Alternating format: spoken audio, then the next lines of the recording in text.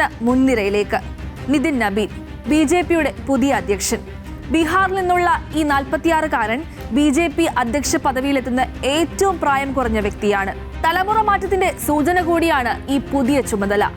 10 വർഷത്തെ RSS പാരമ്പര്യം, സമ്പന്നമായ സംഘടനാ പരിചയം, അന്തരിച്ച ബിജെപി നേതാവ് നബീൻ കിഷോർ സിൻഹയുടെ മകൻ. അങ്ങനെ ഭാരതീയ ജനതാ പാർട്ടിയിൽ വിശാലമായ രാഷ്ട്രീയ പാരമ്പര്യം. അതുകൊണ്ട് തന്നെ രാജ്യം ഭരിക്കുന്ന പാർട്ടിയുടെ തലപ്പത്തേക്ക് എത്തുമ്പോൾ നിതിന് കൃത്യമായ കണക്കുകൂട്ടലുകൾ ഉണ്ട്. ഡൽഹിയിലെ ഝണ്ടേവാലൻ ക്ഷേത്രം, കൊണാട്ട് പ്ലേസിലെ പ്രശസ്തമായ ഹനുമാൻ മന്ദിർ, പഞ്ച്കുയാൻ റോഡിലുള്ള പ്രാചീന വാൽമീകി മന്ദിർ എന്നിവിടങ്ങളിലും ഡൽഹിയിലെ പ്രശസ്തമായ ബംഗ്ലാ സാഹിബ് ഗുരുദ്വാരയിലും സന്ദർശനം നടത്തിയ ശേഷമാണ് ചുമതല ഏൽക്കൽ. പ്രധാനമന്ത്രി നരേന്ദ്രമോദി, ആഭ്യന്തരമന്ത്രി അമിത്ഷാ, പ്രതിരോധ മന്ത്രി രാജ്നാഥ് സിംഗ് തുടങ്ങിയ മുതിർന്ന നേതാക്കളുടെ സാന്നിധ്യം ചടങ്ങിന് മാറ്റുകൂട്ടി. ആദരണീയ നരേന്ദ്ര മോദിജി കरेंगे, हम सब जोर से तालियों के साथ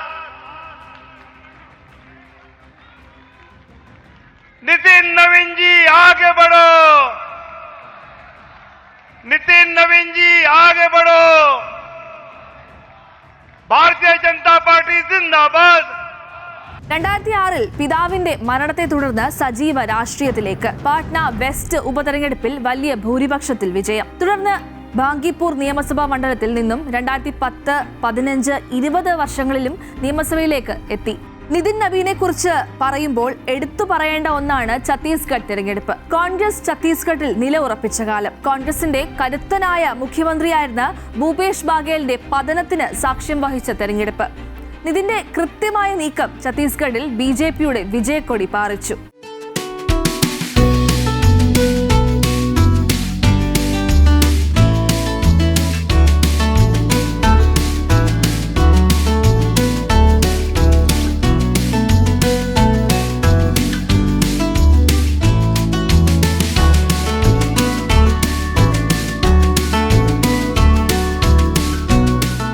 വലിയ ഉത്തരവാദിത്തമാണ് നിതിൻ നബീന് മുന്നിലുള്ളത്. പാർട്ടിയിൽ പുതിയ ഊർജവും വളർച്ചയും കൈവരിക്കാൻ നേതൃമാറ്റം സഹായിക്കുമെന്നാണ് ബിജെപി കണക്കുകൂട്ടലും വിശ്വാസവും.